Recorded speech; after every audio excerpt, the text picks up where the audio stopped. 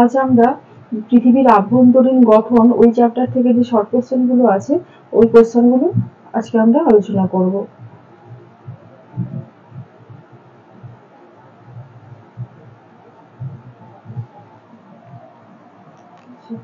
এখানে প্রথম প্রশ্ন দেখো, পৃথিবীর অভ্যন্তরভাগের পরোক্ষ উৎস হলো ড্যাশ ও ড্যাশ। এখানে অপশন এ পরোক্ষ উৎস হলো উল্কা ও ভূকম্প তরঙ্গ, বাকি যে বি সি ডি এগুলো হচ্ছে প্রত্যক্ষ উৎস। নেক্সট কোশ্চেন, পি তরঙ্গ যে নামে পরিচিত। পি তরঙ্গ হচ্ছে অনুদৈর্ঘ্য তরঙ্গ নামে পরিচিত। পি তরঙ্গের কিন্তু অনেকগুলো নাম, দেখো এখানে লেখা আছে। পি তরঙ্গকে প্রাথমিক তরঙ্গ বলা হয়, পি তরঙ্গকে শব্দ তরঙ্গের অনুরূপ বলা হয়, পি তরঙ্গকে অনুদৈর্ঘ্য তরঙ্গ বলা হয়, আর এটা হচ্ছে পি তরঙ্গকে ধাক্কা তরঙ্গও বলা হয়ে থাকে। নেক্সট কোশ্চেন, এস তরঙ্গ যে নামে পরিচিত। এস তরঙ্গ হলো গৌণ তরঙ্গ, পি তরঙ্গের পরে এসে পৌঁছায় বলে এস তরঙ্গকে গৌণ তরঙ্গ বলা হয়, আর পি তরঙ্গকে প্রাথমিক তরঙ্গ বলা হয়। পি তরঙ্গ সম্পর্কে নিচের তথ্যগুলির মধ্যে কোনটি ভুল। 1 নম্বরে পি তরঙ্গ শব্দ তরঙ্গের মতো, এটি ঠিক। পি তরঙ্গ শুধুমাত্র কঠিন মাধ্যমে প্রবাহিত হয়, এটি ভুল, কারণ পি তরঙ্গ কঠিন, তরল, গ্যাসীয় তিনটি মাধ্যমের মধ্য দিয়ে যাতায়াত করতে পারে। তাই 3 হচ্ছে পি তরঙ্গের মাধ্যমে কণাগুলি সমকোণে কাঁপতে থাকে, এটি হচ্ছে ভুল। তাই বলে এখানে প্রশ্ন ছিল নিচের তথ্যগুলির মধ্যে কোনটি ভুল। এখানে হবে 2 এবং 3 হচ্ছে ভুল, অপশন সি। নাম্বার 5, নিচের কোনটি ঠিক। পৃথিবীর সবচেয়ে উপরিভাগের স্তরটি হলো ভূত্বক, এটি ঠিক। এই স্তর গুটেনবার্গ বিযুক্তি দ্বারা গুরুমণ্ডল থেকে পৃথক, এটি ভুল। এটি মানে ভূত্বকের পরে গুরুমণ্ডল, এর মাঝে হচ্ছে মোহ বিযুক্তি রেখা আছে, গুটেনবার্গ নয়। সি, এই স্তরে ভারী পদার্থ বেশি পরিমাণে আছে, ভুল। এই স্তরে ক্ষুদ্রমণ্ডল রয়েছে, এটি হচ্ছে ভুল। তাই নিচের কোনটি ঠিক। আচ্ছা সরি, অ্যান্সার হচ্ছে এ, এই ভূত্বক, এটি হচ্ছে ঠিক।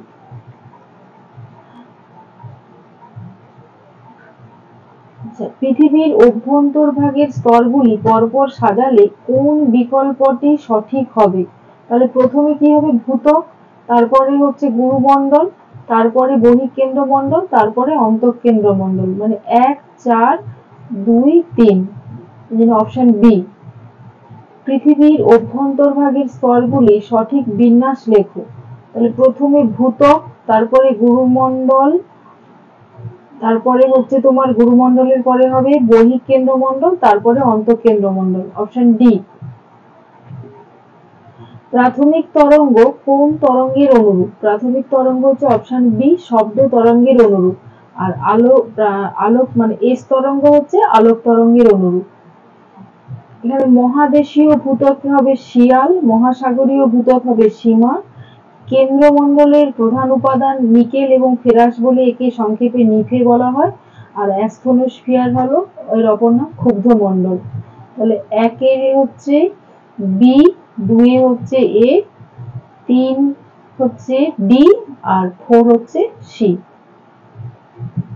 এই বিযুক্তি রেখাগুলো খুব ইম্পর্টেন্ট। শিয়াল ও সীমার মাঝে আছে অপশন ডি কনরাড বিযুক্তি তল, ভূত্বক ও গুরুমণ্ডলের মাঝে আছে অপশন সি মোহ বিযুক্তি তল, গুরুমণ্ডল এবং কেন্দ্রমণ্ডলের মাঝে আছে বি গুটেনবার্গ বিযুক্তি তল, এবং অন্ত ও বহিঃকেন্দ্রমণ্ডলের মাঝে আছে অপশন এ লেম্যান বিযুক্তি তল।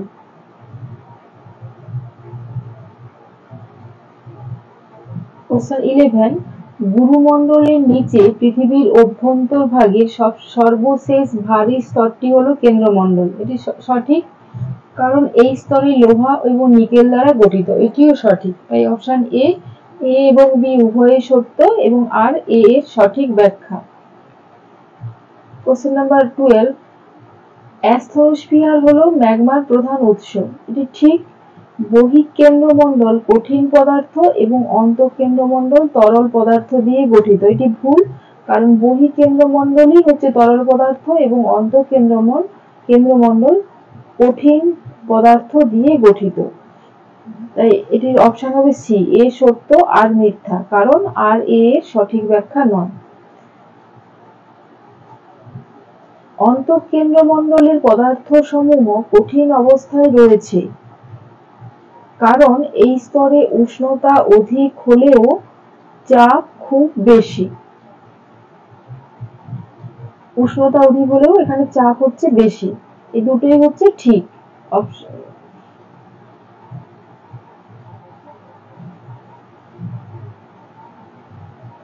অ্যান্সার হবে যে অপশন ডি, এ এবং বি উভয়ই সত্য কিন্তু আর এর সঠিক ব্যাখ্যা।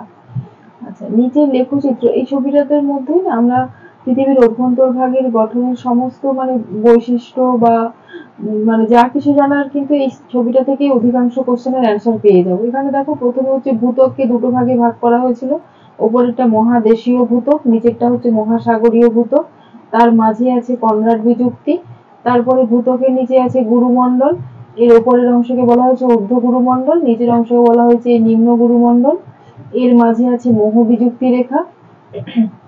এরপর কেন্দ্রমণ্ডল, কেন্দ্রমণ্ডলে দুটো ভাগ, বহিঃকেন্দ্রমণ্ডল, অন্তঃকেন্দ্রমণ্ডল, এর মাঝে বিযুক্তি রেখার নাম হলো লেমেন বিযুক্তি রেখা, এবং গুরুমণ্ডল এবং কেন্দ্রমণ্ডলের মাঝে যে বিযুক্তি রেখা তার নাম হচ্ছে গুটেনবার্গ বিযুক্তি রেখা।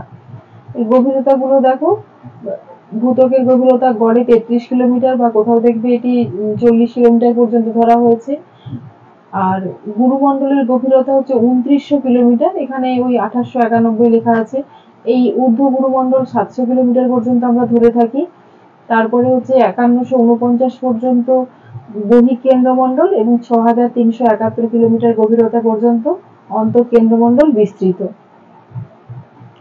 পৃথিবীর অভ্যন্তরভাগের সবচেয়ে পাতলা স্তর কোনটি? কারণ সবচেয়ে পাতলা স্তর হচ্ছে সামুদ্রিক ভূত্বক, হ্যাঁ, এর গভীরতা 5 থেকে 10 কিমি মাত্র। পৃথিবীর অভ্যন্তরভাগের কোন স্তরটি নিফে নামে পরিচিত? নিফে হচ্ছে কেন্দ্রমণ্ডল, কারণ প্রধান উপাদান নিকেল এবং ফেরাস বা লৌহ বলে। ভূত্বক এবং গুরুমণ্ডলের মাঝের বিযুক্তি রেখা হলো মোহ বিযুক্তি রেখা।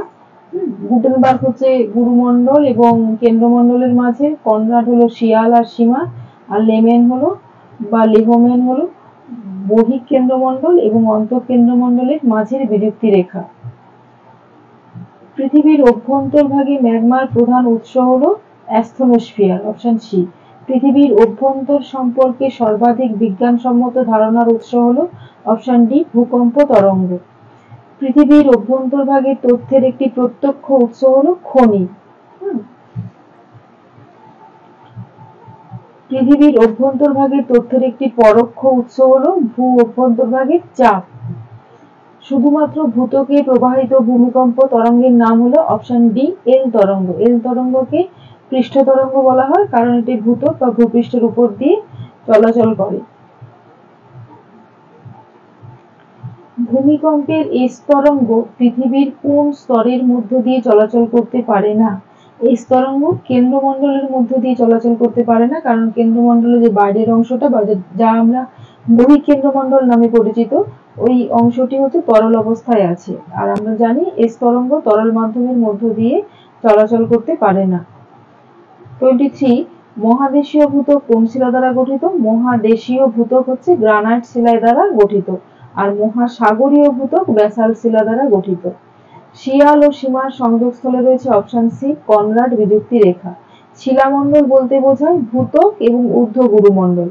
ভূত্বক এবং গুরুমণ্ডলের উপরি অংশ নিয়ে 100 কিলোমিটার গভীরতা পর্যন্ত শিলামণ্ডল বিস্তৃত আছে। ভূত্বক ও গুরুমণ্ডলের মধ্যবর্তী পাতলা ও কম ঘনত্বযুক্ত স্তরটিকে বলা হয় অ্যাস্থনোস্ফিয়ার, হ্যাঁ, এই অংশটিকে লো ভেলোসিটি জোন নামেও পরিচিত। ভূ অভ্যন্তরের যে স্তরটি নিফে নামে পরিচিত? অপশন বি, কেন্দ্রমণ্ডল। আগে অনেকবার এই প্রশ্নটা আছে, নিকেল এবং ফেরাসের প্রধান উপাদান বলে এই স্তরকে সংক্ষেপে নিফে বলা হয়। মহাসাগরীয় ভূত্বক ব্যাসাল্ট শিলা দ্বারা গঠিত। ভূত্বকের সর্বাধিক ভৌত উপাদান হলো অপশন বি, অক্সিজেন। ভূ অভ্যন্তরে কত কিমি গভীরে গুটেনবার্গ বিযুক্তি রেখা আছে? প্রথমেই আমরা জানবো গুটেনবার্গ বিযুক্তি রেখা আছে গুরুমণ্ডল এবং কেন্দ্রমণ্ডলের মাঝে, তাই গুরুমণ্ডল শেষ হচ্ছে 2900 কিমি গভীরতা, তাই 2900 কিমি গভীরতাতেই গুটেনবার্গ বিযুক্তি রেখাটি অবস্থিত। পৃথিবীর অভ্যন্তরভাগে সর্বাধিক ভর ও আয়তনযুক্ত স্তরের নাম হলো